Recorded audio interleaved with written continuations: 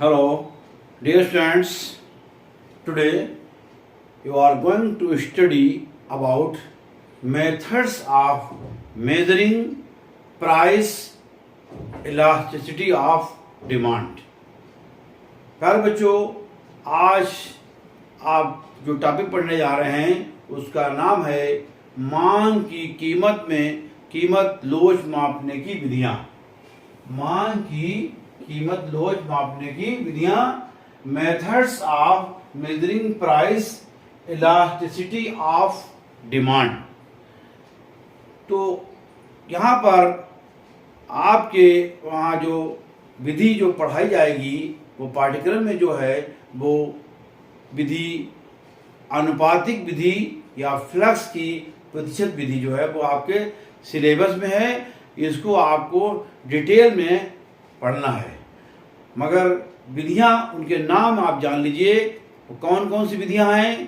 तो सबसे पहली विधि है कुल व्यय विधि या मार्शल की इकाई विधि।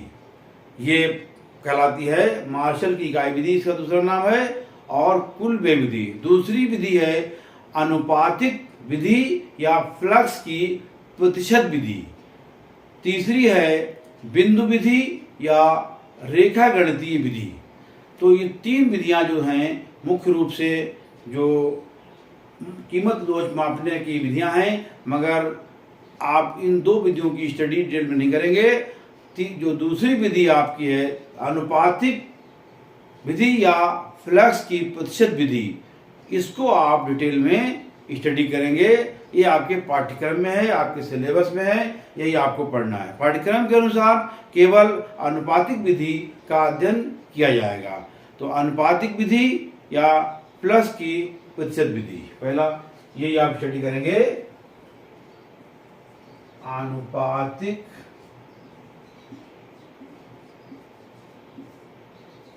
विधि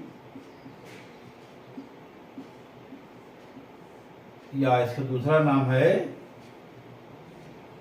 फ्लक्स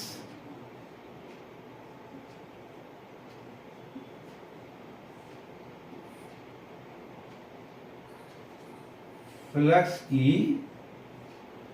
प्रतिशत विधि।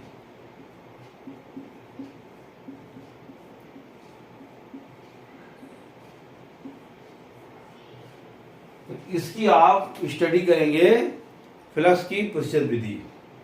प्रोपोर्शनल मेथड और फ्लक्स परसेंटेज मेथड। इस विधि का प्रतिपादन फ्लक्स द्वारा किया गया था। इसका प्रतिपादन किसने किया था? सबसे पहले फ्लक्स ने।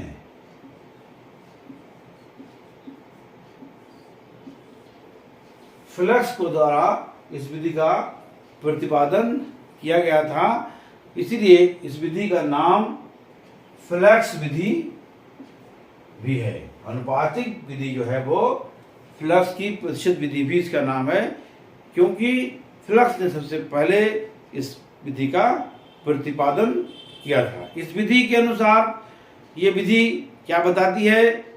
इस विधि के अनुसार मांग की लोच ईडी ज्ञात करने के लिए मांगी गई मात्रा में प्रतिशत परिवर्तन यानी परसेंटेज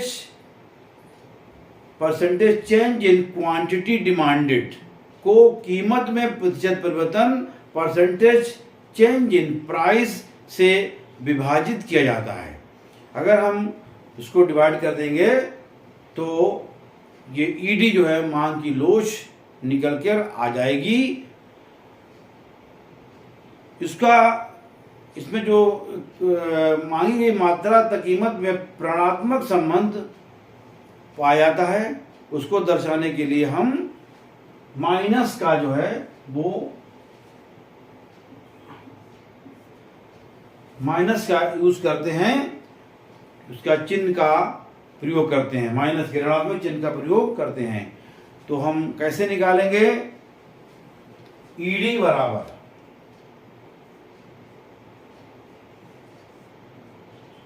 यह है अनुपातिक विधि या फ्लक्स की प्रतिशत विधि। ये निकालने के लिए हमें ईडी इक्वल टू माइनस, अब यहां पर मांगी गई मात्रा में प्रतिशत परिवर्तन, मांगी गई मात्रा में प्रतिशत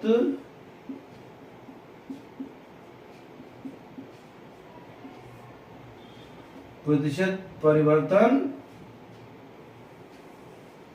और डिवाइड करना है कीमत में प्रतिशत परिवर्तन।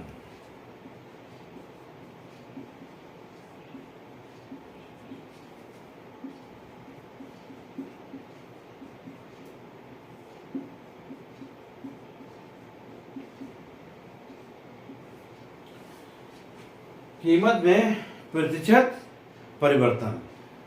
तो अगर हम इसको डिवाइड कर देंगे तो ये निकल के हमारा आ जाएगा मांग की लोच, इक्वल टू करके हम यहीं पर लिखेंगे मांगी गई मात्रा क्या होगी, delta Q upon Q into 100, ये हो जाएगा प्रतिशत परिवर्तन। और कीमत में प्रतिशत परिवर्तन डेल्टा पी अपान पी इंटू 100। अब 100 जो है यहाँ पर जो माइनस जो लगाया था ये माइनस चलता रहेगा, माइनस के इस तरह से चलता रहेगा। उसको आगे बताएंगे हम माइनस कैसे खत्म होगा। जब हम माइनस माइनस की मल्टीप्लाई करते हैं तो माइनस माइनस प्लस जाता है, इसलिए ये माइनस को यूज होगा। तो अब अगले स्टेप में minus delta Q upon Q और ये डेल्टा पी अपान पी, 100 ये कट जाएगा। अब हम इसको सॉल्व करेंगे तो ये आगे आएगा equal to minus delta Q upon Q into P upon delta P, ये पलट जाएगा। अब इसको हम यहां पर लिख लेते हैं इक्वल टू माइनस, तो ये आपका आएगा डेल्टा क्यू अपान डेल्टा पी, डेल्टा क्यू अपान डेल्टा पी इंटू पी अपान क्यू। तो ये ईडी यानी मांग की लोच निकालने की विधि, ये फार्मूला आपको मिल गया, जहां पर डेल्टा क्यू क्या है,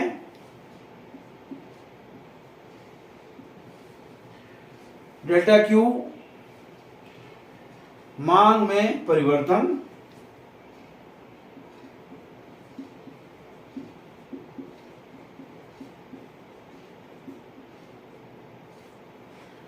और डेल्टा पी क्या है, डेल्टा पी कीमत में परिवर्तन, प्राइस, कीमत में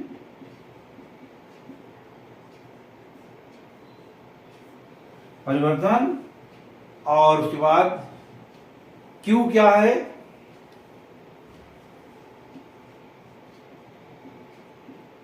प्रारंभिक मांग, और पी क्या है, ये प्राइस है, प्रारंभिक कीमत, प्रारंभिक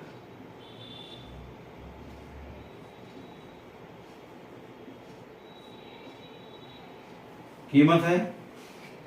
तो ये निकल गया फार्मूला आपका। ED बराबर delta Q upon Q into P upon delta Q.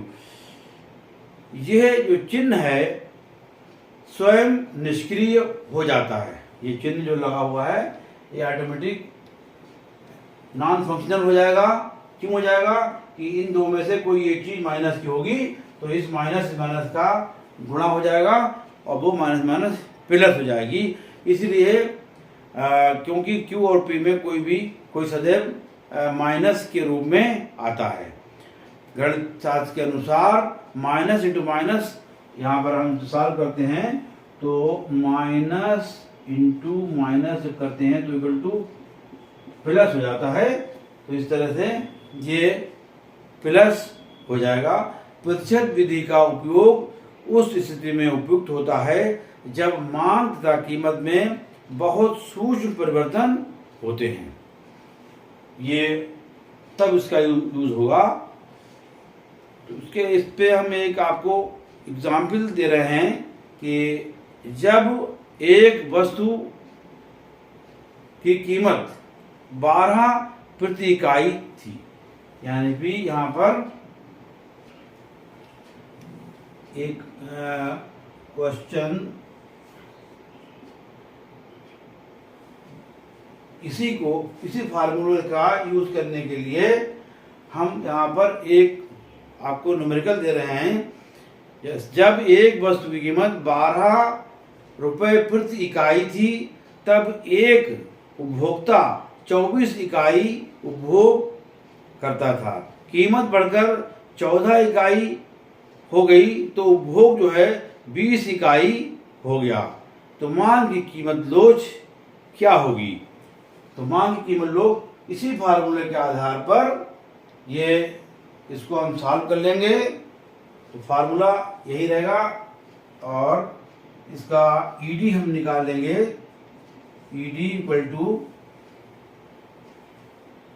यहाँ पर जो बताया गया कि पहले कितनी थी मांग 24, 20 से 24 हो गई, यानी कि 4 ये हो जाएगा 4/2 इंटू और जो यूनिट है वो 12 थी और 24 हो गई।